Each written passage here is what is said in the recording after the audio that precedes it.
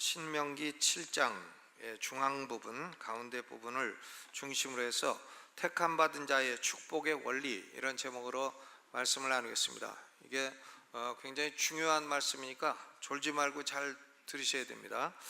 이 신명기 7장은 대단히 재미있는 구조를 갖고 있어요. 어떤 구조인가 하면 앞뒤 내용이 똑같고 중간 내용이 똑같고 이런 것입니다. 예를 들면 신명기 7장 1절로 5절에는 거룩한 전쟁을 어떻게 해야 되나, 그리고 신명기 7장 6절로 8절에는 하나님이 너희에게 택하신 사랑을 주셨다. 또 신명기 7장 9절로 16절은 하나님이 너희에게 인애의 사랑을 주셨다. 인애의 사랑을 주셨다. 그리고 신명기 7장 17절로 26절은 가나안 7족과 전쟁을 할 때에, 거룩한 전쟁을 할 때 조금 더 두려워하지 말아라, 이렇게 되어 있습니다.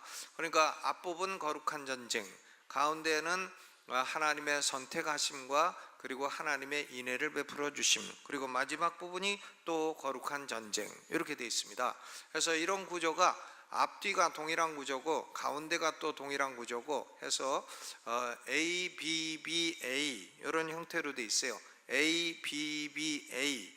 그러니까 이것을 그림으로 이렇게 문장 형식으로 보면은 X자 형태가 됩니다. X자 형태가 되는데, 왜냐하면 A, B, B, A, X자 이렇게 되는데, 이 헬라말로 X자가 알파벳으로 키입니다.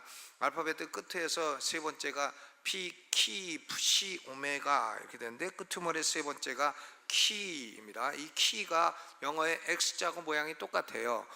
키는 CHI인데 여기서 나온 단어가 바로 카이에즘, CHIASM, 카이에즘이란 단어가 나왔고, 이 카이에즘에서부터 형용사가 되면 카이에스틱 스트럭처, 이런 단어가 나옵니다. 어려운 말이지만 우리말로는 교차대구법이라고 합니다. 그럼 이 교차대구법이 뭔가, 이걸 이제 쉽게 설명하기 이렇습니다. 예를 들어서 문장을 아름답게 쓸 때에는 교차대구법을 써야 되는 거예요. 예를 들면 나는 봄을 좋아한다, 나는 봄에 소망을 갖는다. 여러분, 그런 문장이 아름답습니까? 아니면 나는 봄을 좋아한다, 왜냐하면 봄은 내게 소망을 주시기 때문이다. 어떤 문장이 아름답습니까? 들으시기에. 그러니까 A, B, A, 나 봄, 나 봄. 나는 봄을 좋아한다, 나는 봄에 소망을 갖는다. 나봄, 나봄이 좋아요? 아니면 나는 봄을 좋아한다, 봄은 내게 소망을 주기 때문이다. 나봄, 봄, 나가 좋아요? 나봄, 나봄이 좋아요? 나봄, 봄, 나가 좋아요? 예? 어느 쪽이에요? 투표. 투표로 결정하면 그래도 나봄, 봄, 나가 낫죠. 나는 봄을 좋아한다, 왜냐하면 봄은 내게 소망을 주기 때문이다. 이게 나, 봄, 봄, 나, A, B, B, A 이렇게 해가지고 이렇게 문장을 쓰는 것을 카이에스틱 스트럭처, 교차 대구법이라고 말을 하는 것입니다. 그러니까 우리가 문장을 쓸 때에도 나는 아버지를 사랑하고 아버지도 나를 사랑하신다, 이렇게 쓰는 게 좋은 것입니다. 교차 대구법을 가지고 쓰는 게 아름답죠. 그러니까 이 신명기 7장이 교차 대구법의 방법대로 쓰였다는 겁니다. 거룩한 전쟁을 해야 된다. 왜냐, 하나님이 너희를 택하고 하나님이 너희에게 인애를 베풀어 귀신을 섬기지 못하게 하시고 하나님만 섬기게 하셨으니 너희는 거룩한 전쟁을 할 때에 하나님이 인애를 주셨으니 두려워하지 말고 거룩한 전쟁을 수행해라, 이런 형태가 된 것입니다. 그러면 제가 좀 물어보겠는데 한번 졸지 말고 대답해 보세요. 나는 봄을 좋아한다, 봄은 내게 소망을 준다 할 때 나에게 강조점이 있는 겁니까? 봄에게 강조점이 있는 겁니까? 예? 투표 어느 쪽이에요? 나 쪽이에요? 봄 쪽이에요? 나는 항상 있는 거고 봄은 왔다 갔다 하는 거니까 아무래도 봄에 강조점이 있겠죠. 봄. 그러니까 이 교차대구법에 의해서 중요한 것은 A, B, B, A 이런 형태로 쓰였을 때에 문장의 핵심은 가운데 있다는 거예요. 앞뒤에 있는 게 아니라 가운데에 중요한 강조점이 있다, 그런 말씀인 것입니다. 그러니까 신명기 7장의 내용도 중간 부분이 핵심인 것입니다. 하나님이 너희를 택하시고 하나님이 너희에게 인애를 주셨으니 너희는 거룩한 전쟁을 수행해라. 거룩한 전쟁을 수행할 때 조금도 두려워하지 말고 용기를 가져야 되느니라. 그런 구조가 신명기 7장의 구조인 것입니다. 그래서 오늘 본문은 신명기 7장의 핵심 부분이라고 할 수 있는 가운데 중간 부분에 관한 말씀을 나누는 것입니다. 이것이 신명기 7장의 핵심이고 이 말씀은 성경 전체의 핵심이라고도 할 수가 있어요. 먼저 신명기 7장 6절로 8절은 하나님이 이스라엘을 택하셨다 하는 사실을 강조하고 있습니다. 하나님이 이스라엘을 택하셨다. 우리 6절부터 8절까지를 읽어봅니다. 시작.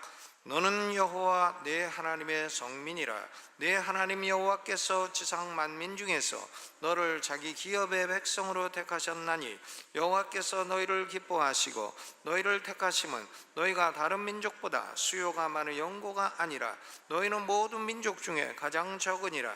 여호와께서 다만 너희를 사랑하심을 인하여 또는 열조에게 하신 맹세를 지키려 하심을 인하여 자기 권능의 손으로 너희를 인도하여 내시되 너희를 그 종되었던 집에서 애굽 왕 바로의 손에서 속량하셨나니.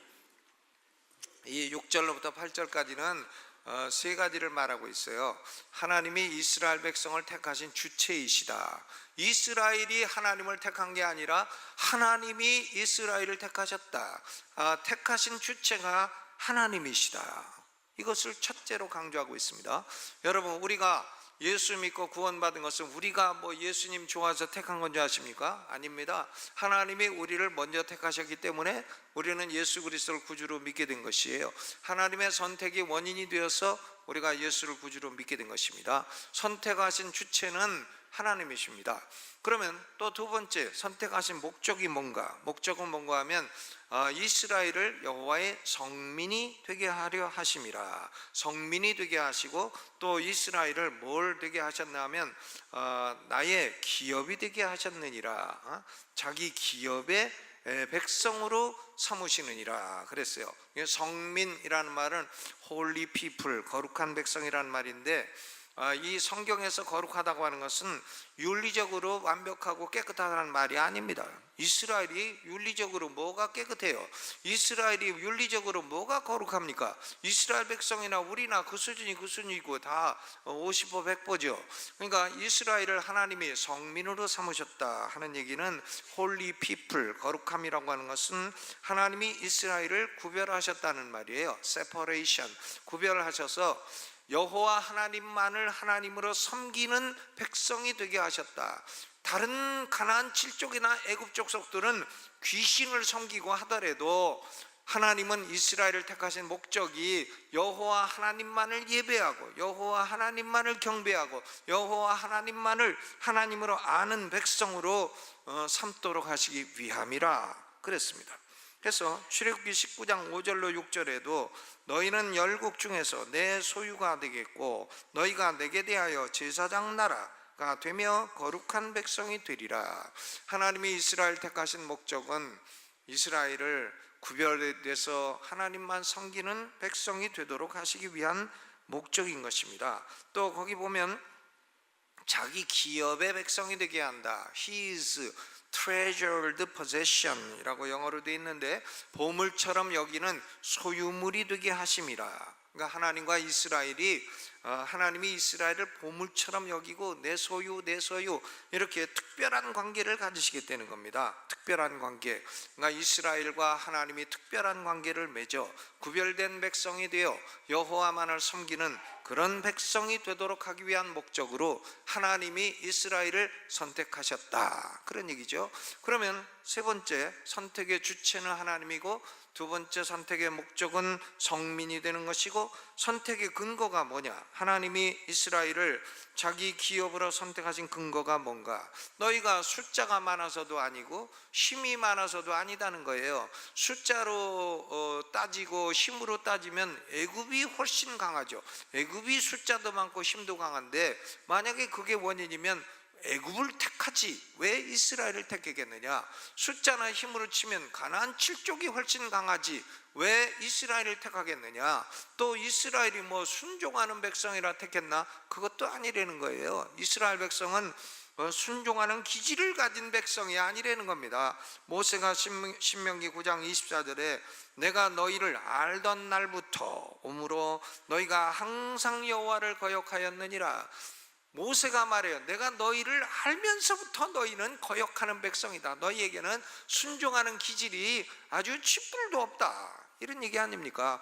그러니까 이스라엘이 선택받은 근거는 뭔가 하면 숫자가 많아서도 아니고 힘이 강해서도 아니고 무슨 순종을 잘해서도 아니라는 겁니다. 부정적인 면으로 세 가지가 다 아니라는 거예요. 그러면 긍정적인 면으로 하나님이 이스라엘 택하신 근거가 뭐냐? 근거가 하나님이 다만 너희를 사랑하시기 때문에 택하셨다는 거예요. 다만 사랑이에요. 다만 사랑. 그렇죠. 하나님이 다만 너희를 사랑하심을 인하여 택하셨다. 하나님이 그냥 사랑하고 싶으셔서 사랑하셨기 때문에 택하셨다 이겁니다. 그러니까 누가 시비 걸지 마라 이거예요. 하나님이 사랑하고 싶으셔서 사랑하셨는데 내가 무슨 상관이냐 그런 말이죠. 그러니까 이것을 칼빈 선생은 무조건적인 선택이라 unconditional election이라고 불렀어요. 인간에게 선택받을 조건이나 이유가 아무것도 없고 하나님이 다만 사랑하심으로 인해서 이스라엘 백성을 택하셨다 그런 얘기인 것입니다. 여러분 구약시대 하나님이 이스라엘 택하신 것은 신약시대 오늘날 우리 성도들을 택하신 것의 예표인 것입니다. 여러분 우리가 하나님의 선택하심을 받았는데 하나님의 택하심을 받아서 우리가 예수 믿고 구원받고 여호와만을 하나님을 섬기는 백성이 되었습니다. 우리는 참된 이스라엘, 영적인 이스라엘이 되었습니다. 그런데 우리가 구원받은 것은 뭐 어떤 우리 속에 어떤 조건이나 이유가 있지를 않아요. 우리가 뭐 머리 좋아서 예수 믿었나? 아닙니다. 예수 안 믿는 사람 중에 머리 훨씬 좋은 사람들이 많아요. 예수 안 믿는 사람들이 IQ가 더 높아요. 예수 안 믿는 사람들이 착한 사람이 더 많아. 착한 사람이 착한 사람 따지려면 저기 유교나 불교나 그런 데 가면 더 많아. 예수 안 믿는 사람 중에 착한 사람 더 많고 머리 좋은 사람 더 많고 또 힘센 사람 더 많고 뭐 유도 선수, 권투 선수 중에 예수 믿는 사람 뭐 몇 명이나 돼요. 그러니까 우리가 택함 받은 것은 뭐 아무런 이유가 없어. 단지 하나님이 우리를 사랑하시기 때문에 택하여 우리를 구원하신 줄로 믿습니다. 그러니까 우리가 조금이라도 말을 할 때 하나님이 나를 그래도 뭔가 써먹을 요인이 있으니까 나를 구원하셨지 이런 말을 하지 말아야 돼요. 그것은 아주 불신앙적인 말이에요. 하나님이 우리를 택하실 이유는 아무것도 없어요. 다만 우리를 사랑해서 하나님이 우리를 택해 주신 것입니다. 그러니까 하나님이 너희를 택하여 너희를 나만 섬기는 백성이 되게 하셨으니까 우상 섬기고 귀신 숭배하는 가나안 7족하고 가나안 땅에 공존하며 살 수가 없다. 그러니까 너희가 거룩한 전쟁을 해야 된다 이런 말씀입니다. 그러면 두 번째로 신명기 7장 9절로 11절은 하나님의 택한 백성들에게 하나님이 무엇을 선물로 주시나? 하나님이 주시는 선물은 딱 한 단어로 얘기하면 인애입니다. 인애예요. 거기 9절로부터 11절 읽어봅니다. 시작. 그런즉 너는 알라 오직 내 하나님 여호와는 하나님이시요 신실하신 하나님이시라. 그를 사랑하고 그 계명을 지키는 자에게는 천대까지 그 언약을 이행하시며 인애를 베푸시되 그를 미워하는 자에게는 당장에 보응하여 멸하시나니 여호와는 자기를 미워하는 자에게 지체하지 아니하시고 당장에 그에게 보응하시느니라. 그런즉 너는 오늘날 내가 네게 명하는 명령과 규례와 법도를 지켜 행할지니라. 아멘. 9절에 보니까 그런즉 너는 알라 이렇게 시작하죠. 너는 모르라 이게 아니에요. 이거 몰라서는 안 된다 그런 말이에요. 그런즉 너는 알라 몰라서는 안 된다. 호세아 선지자가 호세아 4장 6절에 내 백성이 지식이 없으므로 망하는도다 몰라서 망하는도다 그랬어요. 그러니까 알라고 했습니다. 뭘 알라? 뭘 알아? 네 가지를 알라는 거예요. 여호와만이 참 하나님이시다. 다른 신들은 아무리 능력이 많아도 귀신이다. 그러니까 귀신, 악신, 잡신, 신도 아닌 것이 부패한 영물들이 신인 것처럼 그렇게 사람을 미혹하는 것이지 오직 여호와만이 참신이심을 알라. 그리고 두 번째, 여호와 하나님은 약속을 반드시 지키시는 신실하신 하나님이심을 알라. 세 번째, 하나님은 언약을 반드시 이행하시는 하나님이심을 알라. 네 번째, 하나님은 택함 받은 자들에게 인애를 베풀어 주시는 하나님이심을 알라. 제일 핵심 단어는요, 인애인 것입니다. 하나님은 택한 백성들에게 무슨 선물을 주신다고요? 인애. 그러니까 인애가 얼마나 좋은 단어예요. 인애. 그러니까 우리 원로 목사님 사모님 성함이 박인애 사모님, 그렇죠? 박인애. 인애가 그만큼 좋은 단어예요. 인애. 12절에도 보면 너희가 이 모든 법도를 듣고 지켜 행하면 네 하나님 여호와께서 네 열조에게 약속하신 언약을 지켜 네게 인애를 베풀 것이라. 뭘 베푸신다고요? 인애. 9절과 12절에 두 번이나 나오는 단어가 있습니다. 그게 뭔가 하면 인애예요. 인애. 그러니까 이 신명기 7장의 이 중간 부분에서 제일 중요한 단어는 너희는 선택받았고 선택받은 백성들에게 하나님이 인애를 주신다. 인애를 주신다. 그런 얘기예요. 이 인애라고 하는 말은 영어도 번역이 어렵고 우리 한국말도 번역이 어려워요. 개념이 존재하지 않아요. 그런 개념이 없기 때문에 단어가 어렵습니다. 히브리어로 헤세드라고 불리우는 단어인데 한번 발음해 보시죠. 헤세드. 아주 중요한 단어니까 발음이라도 한번, 이름이라도 불러드리고, 저기 나가다가 잊어버릴지언정. 헤세드 아주 중요한 단어예요. 헤세드. 영어로 번역할 수 없는 단어이기 때문에 영어로도 다양하게 번역이 되어 있습니다. 예를 들면 mercy, 긍휼인데 긍휼하고 헤세드하고 또 달라요. 또 pity, 불쌍히 여긴다 이건데 이것도 헤세드의 정확한 개념이 아니고, 또 loving kindness, 사랑이 많은 친절, 이것도 헤세드의 정확한 개념이 아니에요. 근데 다른 단어가 없어요. 그냥 이런 거로 이거저거 아무거나 갖다가 쓰는 것입니다. 우리말로는 그냥 인애라고 일관성 있게 번역이 되었어요. 인애. 이게 헤세드입니다. 그럼 인애라는 게 뭔가? 인애는 네 가지 특징이 있어요. 첫째로는 인애, 이 하나님의 특별한 사랑인데 이 인애는 아무한테나 주는 게 아니다는 거예요. 아무한테나 주는 게 아니다. 예를 들면 하나님은 애굽 백성에게 인애를 주셨나? 안 주셨다 이거예요. 하나님이 가나안 7족에게 인애를 주셨나? 안 주셨다. 그럼 하나님은 누구에게만 인애를 주시나? 이스라엘에게만 인애를 주셨다. 그러니까 이 인애라고 하는 것은 하나님의 선택적인 사랑이에요. Elective love, 선택적인 사랑. 첫째 특징은 선택적인 사랑입니다. 하나님의 사랑은 온 세상 모든 사람 똑같이 사랑하는 사랑이 아니에요. 어떤 사람은 그렇게 설교하는데 그것은 헛된 말이에요. 그것은 현실적으로도 맞질 않아요. 잘생기고 미국 사람에다가 돈 많고 예수 잘 믿는 사람하고 소말리아 사람 우리나라 감옥에 와가지고 감옥 밥 먹으면서 세상에 이렇게 잘 먹어보기 처음이라는 사람하고 예수도 안 믿고 그런 사람하고 뭐가 하나님의 사랑이 똑같다는 말입니까?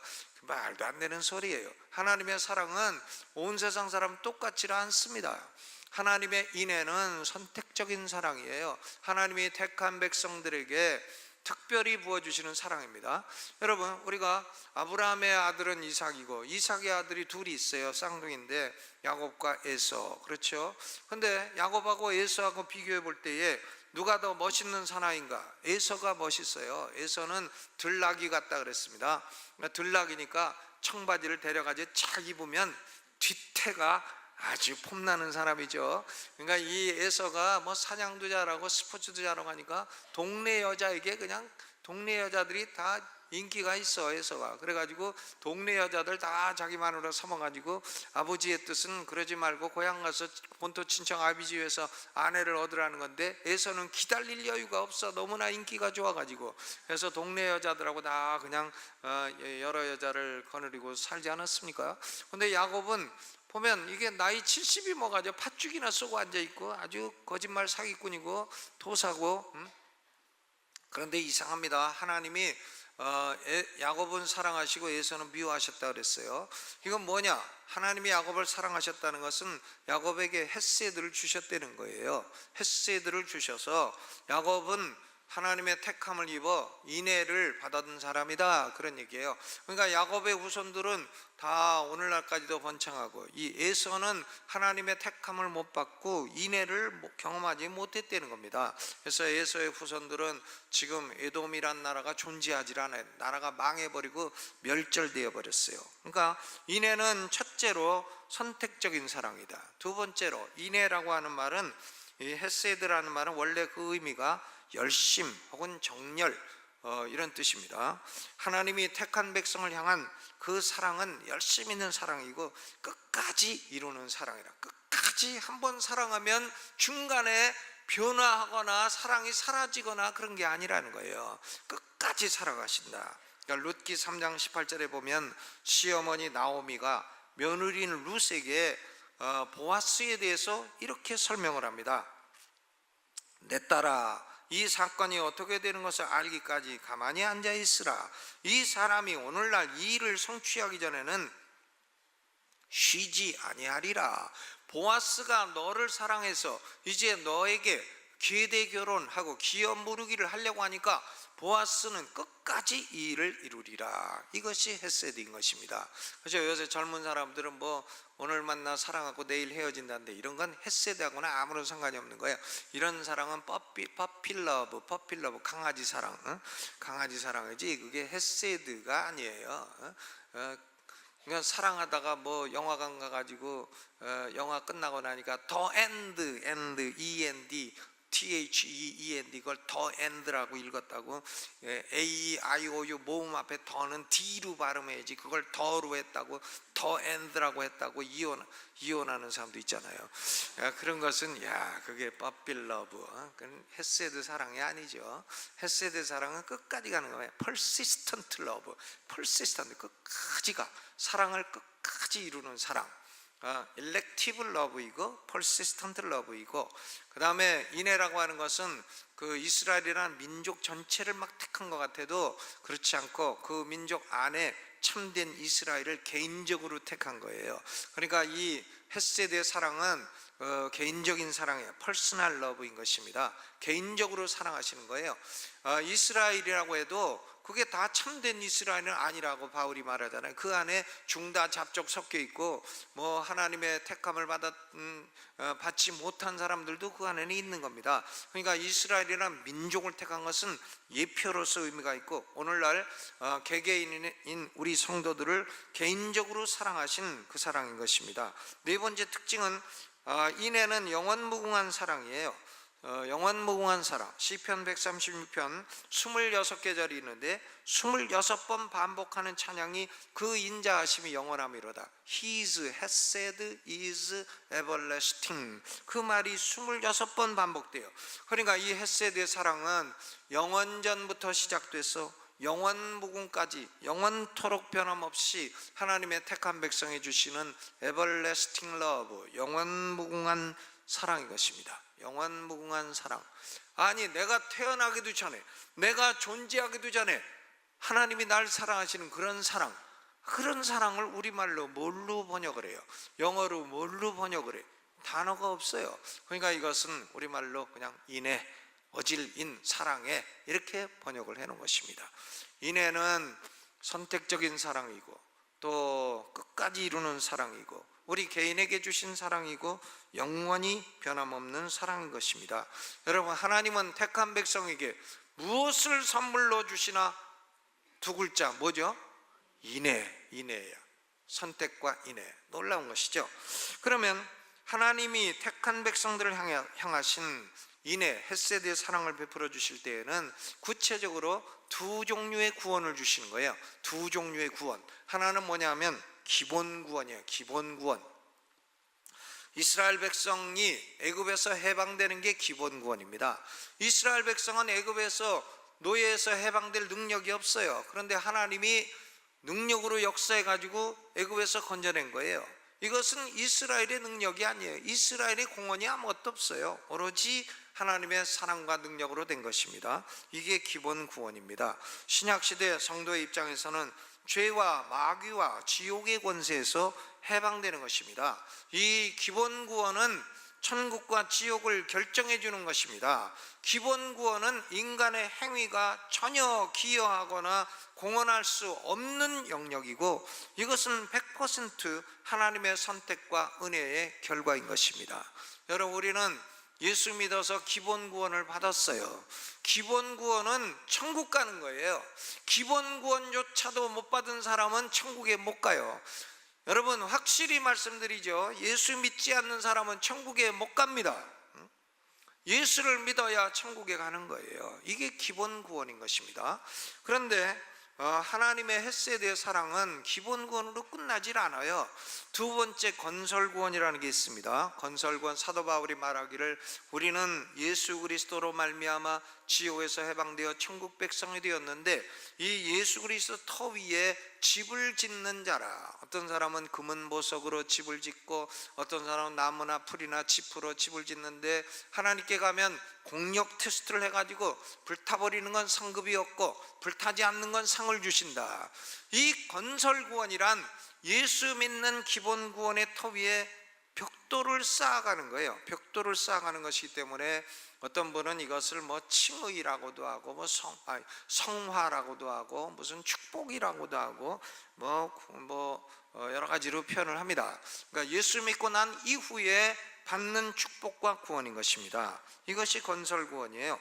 그러니까 우리가 집을 짓는 자죠. 우리가 지금 예배드리고 하나님께 봉사하고 헌신하는 것은 건설 구원을 이루기 위한 것입니다. 나는 왜 예수를 믿나? 내가 왜 열심히 신앙생활하나? 지옥 가면 어떡하나? 천국 가기 위해서 열심히 신앙생활한다. 나는 지옥을 안 가려고 열심히 신앙생활한다. 이런 사람은 복음의 기초를 모르는 사람이고, 그런 말하는 사람은 보면 이 사람은 천국 가서 만나기 어렵겠다 딱 생각이 들어가요. 기본 구원을 못 받은 사람이에요. 우리는 기본 구원 받으려고 무슨 지옥에서 천국 가려고 신앙생활하는 게 아니에요. 그것은 이미 하나님의 은혜로 우리에게 믿음을 주셔서 예수를 믿었기 때문에 우리는 지옥 갈 수 없는 사람이 된 것입니다. 아멘. 옆에 분하고 인사하세요. 우린 지옥 갈 수 없습니다. 그러면 우리가 왜 신앙생활을 하나? 이게 이제 건설 구원을 이루기 위해서 하는 거예요. 벽돌을 쌓아가는 건데, 이게 이제 한 장 한 장 좋은 곳으로 쌓아가야 돼요. 그러니까 이 벽돌을 많이 쌓은 사람은 천국에 가면 면류관을 받게 돼요. 그 벽돌을 안 쌓은 사람은 어떻게 되나? 개털모자를 받게 돼요. 그러니까 이게 면류관이냐 개털모자냐 이거 결정해 주는 거고, 또 천국에 중국집 가면 팔보채 드시는 분도 있고 배달 나가는 분도 있는데, 팔보채를 드실 거냐 오토바이 타고 배달 나갈 거냐 이거를 결정해 주는 게 이게 건설구원이다, 그런 말씀인 것입니다.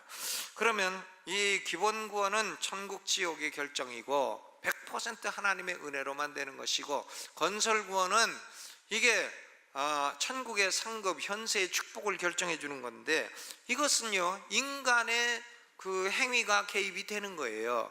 하나님이 인간에게 이렇게 하면 너희에게 상급과 축복을 주겠다, 인간의 조건이 들어가는 것입니다. 인간의 조건이 들어가요. 그러니까 건설구원은 상급 여부를 결정해 주는 그런 것입니다. 신명기 7장 12절로 16절은 하나님의 헤세드의 사랑을 건설구원의 측면으로 해서 경험을 하려면 인간은 어떻게 해야 되나, 그리고 어떤 축복을 받게 되나, 이것을 말씀하는 것입니다. 여러분, 사람이 이제 네 종류가 있다고 볼 수 있는데, 여러분은 몇 호에 해당되는지 한번 보세요. 1호는 기본 구원도 받고 건설 구원도 부지런히 이루어가는 사람. 2호, 기본 구원은 받았는데 건설 구원은 하나도 안 하고 있는 사람.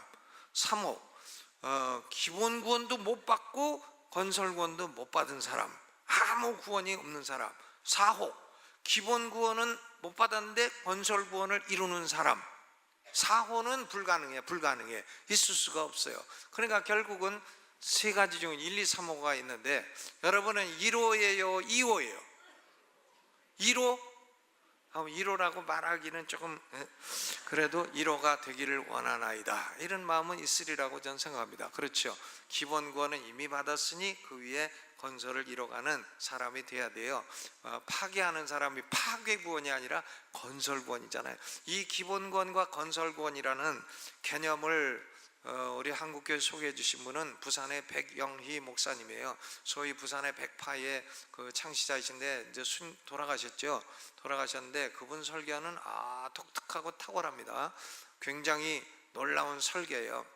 졸지 마요 이런 거 하는데 놀라운 설교인데, 그분이 우리나라의 빌리 그레함이 여의도에 왔을 때에 그 자기 주일학교 교사들 다 데리고 부산에서 서울로 올라가지고 빌리 그레함 설교를 한번 들었어요. 근데 빌리 그레함은 이 칼빈주의자 개혁주의자가 아닙니다. 이 사람 펠라기우스 내지 알미니안주의자인데, 그 사람 설교를 딱 듣더니 그냥 교사들 데리고 내려가 버리고 그 다음 주 설교를 보니까 그런 설교는 우리 주일학교 교사도 안 합니다 이러고 설교 내용에 들어가 있어. 빌리 그레함 설교 같은 설교는 우리 주일학교 교사도 안 하는 설교라고 그렇게 빌리 그레함을 혹평하더라고요. 근데 저는 빌리 그레함보다는 백영희 목사님이 더 우월한 분이라고 생각해요. 빌리 그레함도 뭐 한 일이 많습니다만은 그 사람은 노년기에 아주 변질되어 가지고 어떤 분은 미국의 목사라 그래요. 미국의 목사가 어디 있어요? 목사는 자기 교회 목사지. 미국 목사 그런 게 국민 목사라 그런 게 어디 있어요? 그런 헛소리입니다. 그것은. 그 사람은 노년기에 변질돼서 다른 종교에도 다 후원이 있다고 헛소리하고, 결국 저는 빌리 그레함 천국에서 만날지 못 만날지 난 예측할 수 없고 나는 만날 수 없으리라고 확신하는 사람 중에 하나예요. 그런 복음을 변질시키는 사람은 그건 강대상에 서거나 성도를 가르치거나 하나님의 교회를 가르쳐서는 안 되는 사람이라고, 그를 올리는 사람도 나쁜 사람이라고 저는 생각합니다. 백영희 목사 같은 사람이 돌아가셨지만 그런 분이 훌륭하다고 저는 생각하는데, 빌리 그레함 돌아가셨으니까 나를 고소하지는 못하고 아들이 고소하려나? 근데 한국말 모르니까 못하겠지. 여러분, 기본 구원도 못 받고 건설 구원도 못 받은 사람이 누군가? 이게 애굽 사람하고 가나안 7족이에요. 애굽 사람이나 가나안 7족에 대한 얘기가 10절에 있죠. 10절 읽어봅니다. 시작. 그를 미워하는 자에게는 당장에 보응하여 멸하시나니 여호와는 자기를 미워하는 자에게 지체하지 아니하시고 당장에 그에게 보응하시느니라. 이게 믿음이 약한 성도 얘기가 아니에요. 이건 기본 구원도 못 받고 건설 구원도 못 받고 하나님을 미워하고 이런 가나안 7족들, 그건 하나님이 가서 당장에 보응하시기를 원하니까 너희가 가서 당장에 보응하고 전쟁하라는 그런 말씀인 것입니다. 그러니까 하나님의 헤세드의 사랑은 택한 자에게 주시는 거고, 헤세드의 사랑은 우리에게 거저 기본 구원이라는 걸 공짜로 주시고 건설구원 축복은 니네가 할 일도 좀 있다, 인간편의 조건도 있다, 이제 그런 말씀을 하시는 건데, 그러면 세 번째로 신명기 7장 12절로 16절은 하나님의 인애를 건설구원이라는 측면에서 경험을 하려면 인간편의 조건은 무엇이고 하나님은 과연 구체적으로 어떤 복을 내려주시나, 그게 12절로 16절이에요 이게 조금 더워요 예배당에. 그러니까 에어컨을 조금 틀어주세요. 12절로 16절 읽어봅니다. 시작. 너희가 이 모든 법도를 듣고 지켜 행하면 네 하나님 여호와께서 네 열조에게 맹세하신 언약을 지켜 네게 인애를 베푸실 것이라. 인애, 그렇죠? 곧 너를 사랑하시고 복을 주사 너로 번성케 하시되 네게 주리라고 네 열조에게 맹세하신 땅에서 네 소생에게 은혜를 베푸시며 네 토지 소산과 곡식과 포도주와 기름을 풍성케 하시고 네 소와 양을 번식케 하시리라. 내가 복을 받음이 만민보다 우승하여 너희 중에 남녀와 너희 짐승의 암수에 생육하지 못함이 없을 것이며 여호와께서 또 모든 질병을 내게서 멀리하사 너희의 아는 바 그 애굽의 악질이 내게 임하지 않게 하시고 너를 미워하는 모든 자에게 임하게 하실 것이라. 내 하나님 여호와께서 내게 붙이신 모든 민족을 내 눈이 긍휼히 보지 말고 진멸하고 그 신을 섬기지 말라. 그것이 내게 올무가 되리라. 얼른 읽어서 눈에는 들어오지만 무슨 뜻인지 쉽게 알 수 있는 게 아니죠. 여기 보면 건설 구원은 하나님의 택한 자에게 헤세드의 사랑으로 주시는 건데, 건설 구원, 이 축복과 이 하늘의 상급을 많이 받으려면 인간편의 조건이 있다는 겁니다. 12절에 세 가지 조건이 있어요. 너희가 이 모든 법도를 듣고 듣고 단순히 hear가 아니고 영어로 hearken, H-E-A-R-K-E-N, hearken, 마음으로 듣는 거예요. 마음으로 듣고 지키고 keep, 마음에 간직하는 거예요. 그리고 do, 행하고 실천을 하라는 거죠. 하나님의 법도를 실천을 하라. 듣고 지키고 행하면 하나님의 인애를 구체적으로 경험을 하게 되는데, 그러면 하나님의 인애가 구체적으로 어떻게 나타나나? 첫째, 너희가 복을 받을 것이라. 복을 받는다. 너희가 복을 받아. 복을 받는다는 것은 이 복이라는 히브리어 단어가 능력이란 뜻이에요. 영육 간의 능력을 받게 된다. 능력. 사람이요, 손에 능력이 있으면 그 사람이 들어가는 곳은 어디나 다 번창해요. 장사를 해도 손에 능력이 있는 사람은 장사가 잘 돼요.